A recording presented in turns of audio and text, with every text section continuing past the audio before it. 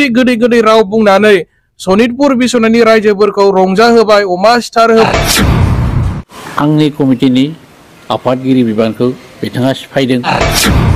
बे 5 बोसोराव बिथांमोना दिनै गावसोर खोथा होनाय बायदि रायजो राजानो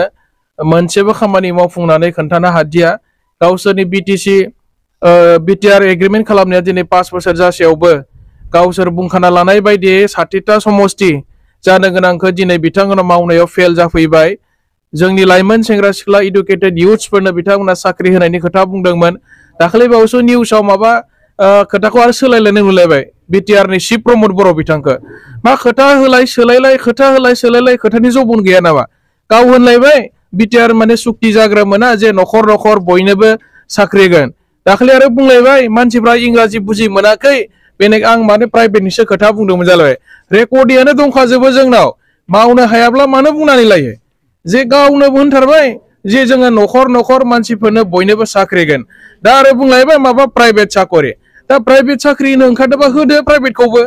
मानो होनो हायाखै न'खर न'खर होनायाथ' गोजाननि खोथा खिन्थु गामि दाबसेयाव साफानो सासे जोंनि माने लेखा गोरों सेंग्रा सिख्लाफोरनो साख्रि होनायब्लाबो माबा मोनसेब्लाबो थांना थानो हानायनि बेबस्था होदों होननानै जों सानगौमोन खिन्थु बेबो गैया ओरैबायदि माने खोथा होलाय थगायलाय सनितपुर बिश्वनाथ गहपुरनि रायजो राजाफोरखौ बिटिआरआव हाबबाय होनानै मानो रंजा मानो अमा सिथार होनाय मानो बंगा हुआ दिनैथ' सनितपुरनि दाबसेबो गामि हाबनायनि नटिफिकेशन मानो ओंखारनो होनो हादिया पार्लियामेन्टआव मानो बिल पास खालामनो हायाखिसै आसामनि केबिनेटआव मानो डिसिसन लानो हायाखिसै दिनैथ' सनितपुर बिश्वनाथनि रायजो राजाफ्रा नेयै कमप्लिटलि माने 5 बोसोर नेबाय 5 बोसोराव दाबसेबो गामिखौ एक्सटेनसन खालामनो हायाखिसै बिथांमोना खिन्थु रायजो राजाफ्राथ' गोबां माने फोथायदोंमोन आरो नेदोंमोनबो जामारथारगोन नामा बिथांमोना ओरैबायदि गोदै राव बुंनानै सनितपुर बिश्वनाथनि रायजोफोरखौ रंजाहोबाय अमा सिथार होबाय माने बिराद मोनसे उच्चा खालामबाय दिनै पार्लियामेन्टआवबो बिल लाबोनो हायाखिसै गामि दाजाबनायनि बिथांमोना आसामनि केबिनेटआवबो बिल माने लाबोनो हायाखिसै दा बेबायदि थगाय दिनै कमप्लिटलि 5 बोसोरा जोब्बाय आरो इउपिपिएलआ थगायनायनि जि राजखान्थि खालामनाय बेनिफ्राय गोजानाव थाथों आरो बिथांमोना बेनि अनगायैबो जोंनि ओनसोलाव गोबां डेभेलपमेन्टनि खोथा बुंदोंमोन मोनफ्रोमबो डिस्ट्रिक्टआव एडिशनेल नवोदय स्कुल लाबोनायनि खोथा बुंदोंमोन बेबो गैया चिरां जिल्लायाव रेल फेक्टरि बानायनायनि खोथा बुंदोंमोन बेबो गैया एग्रिकालचार इउनिभार्सिटि लाबोनाय स्पर्ट्स इउनिभार्सिटि लाबोनाय मा जाखो माथो दिनै मोनसेबो गैया जि एसे एनै माने डेभेलपमेन्टनि खामानि जादोंमोन थांनाय 17 बोसोराव हाग्रामा महिलारि सारनि दैदेननायावसो जानाय जेसेबांखिनि जों दायो लामा दालां नुदों फ्लाइओभार नुदों इनफ्रास्ट्राक्चार डेभेलपमेन्ट नुदों दिनै क'क्राझारनि CIT क'क्राझारनि बेसरगावआव थानाय मेडिकेल कलेज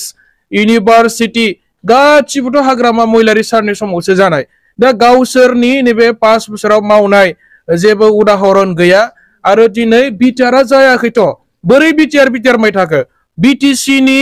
सेक्रेटारियेट अफिसाव जिरायनानै दिनै बिटिसिखौसो सामलायगासिनो दं अबाव बिटिआर जाखो बिटिआरनि एग्रिमेन्टनि मोनसेबो दफाया दिनै मावफुंजायाखै बोरै बिटिआर जादों होननानै बुंबाय थादों आरो दिनैथ' जों खोनादों माने मोनफ्रोमबो समस्थियाव बिसोरो बाइक रेलि खालामनानै रंजादों माने पिस एकर्ड जादों माबा जादों होनबाय थादों ओरैजाय एनडिपिनि माखासे दैदेनगिरिफ्रा दिनै जेलावसो दं बोरै पिस एकर्ड जाखो सिगनेटरिफोरानो दिनैसिमबो जेलनिफ्राय गवाखैब्ला दा बिथांमोना माखौ लानानै पिस एकर्ड जाबाय गोजोन फैबाय गोजोन थासारि आरो साननै सिगाङाव माने बिटिसिनि चिफ प्रमद बर' बिथाङा मोनसे खोथा डिक्लार होदों माने पिस मिशन होननानै बुंलायबाय आरो बेखौबो एकर्डआबो मिशनसो जालायबाय गासिखौबो माने मिशनाव कनभार्ट खालामै खोथा बुङैनो दिनै 5 बोसोर समखौ ओरैनो नस्थ' खालामबाय मावनायाव जिर' जाबाय बेनिखायनो बिथांमोना साफा फेलार लिडार होननासो रायजो राजाफ्रा दिनै साननानै दं बिथांमोनखौ मावनो हाला बिथांमोना दा मावनो हानायबा समबो मोन्दोंमोन गावसोरनो गभर्नमेन्टजों दं गभर्नमेन्टजों थाखानानैलाय मानोथो मावनो हायाखै एक्सुवेलि वेलफेयार क'अपारेटिभ ससाइटिया मानो बानायदों बा मानो बानायनो गोनां जादों बेनि गुबै ओंथिखौ आङो फंनैसोब्लाबो बुंथारनांगोन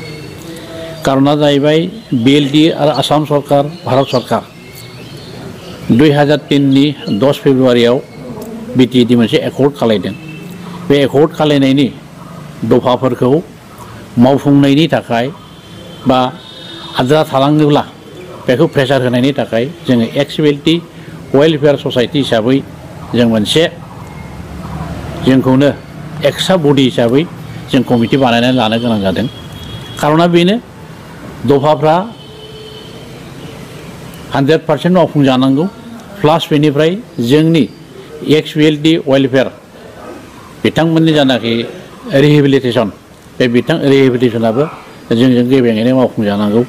बेनि थाखायनो जों गोजायै XBLD हिसाबै मोनसे कोअपारेटिव ससाइटि रेजिस्टार्ड जों मोनसे कमिटि जों बानायनानै लानो जों हादों बेनि थाखायनो आङो बयखौबो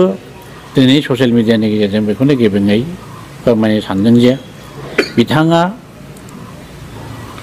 बबे खारनाव मा खारनाव बबे पावारजों बा बबे सिस्टेमजों आंनि कमिटिनि आफादगिरि बिबानखौ बिथाङा सिफायदों बा सिफायनायनि नटिस हरदों बेखौ जों बुजिनो मोनाखै बेखायनो बेनि सायाव जों गेबेङै जोंनि XBLD वेलफेयार कोअपारेटिव ससाइटिनि एग्जिकिउटिभ बडिया रायलायनायनि गेजेरजों सावरायलायनायनि गेजेरजों बेखौनो स्पष्टकरन होनाय जायोदि जोंनि XBLD वेलफेयार कोअपारेटिव ससाइटिया गभर्नमेन्ट रेजिस्टार्ड मोनसे आफाद बेवहाय बायल' दङ बे बायल' मथेसो जोङो बा सिस्टेम मथेसो जोङो थांगोन बा मावलांगोन हाबाफारिखौ मावलांगोन एसे दासिम आङो आफादगिरि जानानै 6-7 मासल' आं रानिं जादों बेवहाय जोंनि कोअपारेटिभ ससाइटिनि जानाखि हाबाफारि लानाय दं बेखौ गेबेङै जों दाबो मावफुंजोबनो हायाखै आरो दाबो जोंनि वार्कफोरखौनो मोजां रोखोमै एवारनेस जों खालामजोबनो हायाखै बेनो आंहा बुंनांगौआ बेनो माने जोंनि गासै XBLD आरो जोंनि बर'नि गासै बुद्धिजिबि रायजो राजा बिथांमोनखौ आंनिफ्राय गेबेङै खावलायनाय बिथांनि जायनाखि नटिफिकेसन होनाय बे नटिफिकेसना एक्सेप्ट जाथाव नङा बियो बेआइनि आरो बिहा जोंनि XBLD वेलफेयार कमिटिजों BPF पलिटिकेल पार्टिजों जोंहा नांजाबथाबनाय मोनसे सोमोन्दो जोंहा गैया जों इन्डिपेन्डेन्ट बडि आरो बिथाङाबो इन्डिपेन्डेन्ट बडि बेखायनो बिथाङा जोंखौ सिफायनो हानाय अधिकार गैया आङो XBLD वेलफेयार कोअपारेटिव ससाइटिनि आफादगिरि जानायनिफ्रायनो जोंनि बर' हारिनि जातीय दल संगठननि दैदेनगिरि बिथांमोननि खावलायनाय बायदियै बा बिथांमोनहा लोगो हमनानै बुंनाय बायदियै जाथिनि अलखद समाव जोंनि XBLD सोद्रोमा बिथांमोनखौ जोंखौ जयैनो खावलायदों जे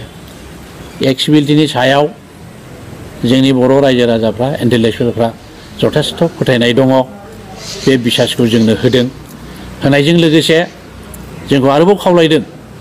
दानि बर'नि जानाखि भबिष्यत जाथिनि जानाखि भबिष्यत बे जाथिनि भबिष्यतआ गोबांथार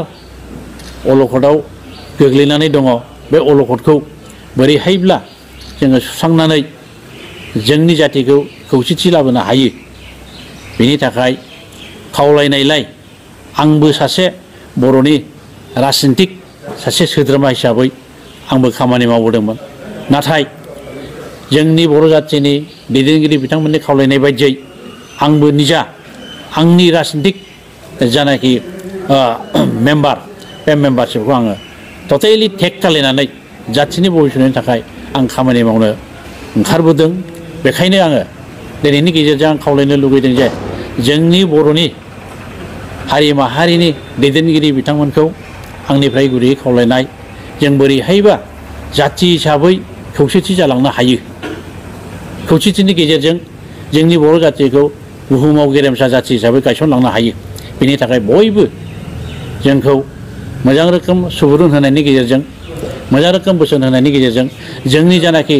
खौसेथिनि जानाखि मिशन बे मिशनखौ बोरैहायबा साक्सेस खालामनो हायो बेखायनो आंनिफ्राय गुरैयै खावलायनाय जों गासैबो बर' जातिनि मोनफ्रोमबो जातीय संगठननि दैदेनगिरि बिथांमोन जातिनि दैदेनगिरि बिथांमोन जोंनि इन्टेलेक्सुवेल बिथांमोनखौ आंनिफ्राय गुरैयै खावलायनाय जोंनो दानि समाव बा बे समाव बर' जातिया खौसेथिया दरखारथार बे दरखारखायनो आंनिफ्राय गुरैयै खावलायनाय बा XBLD जानानै आं गुरैयै खावलायनाय जोंनो खौसेथिखौ नांथारगौ बे खौसेथिखौ जाफुंसार होनायाव जाहाथे नोंथांमोना बयबो मदद आरो हेफाजाब होयो बेखौनो आंनिफ्राय गुरैयै खावलायनाय थाबाय।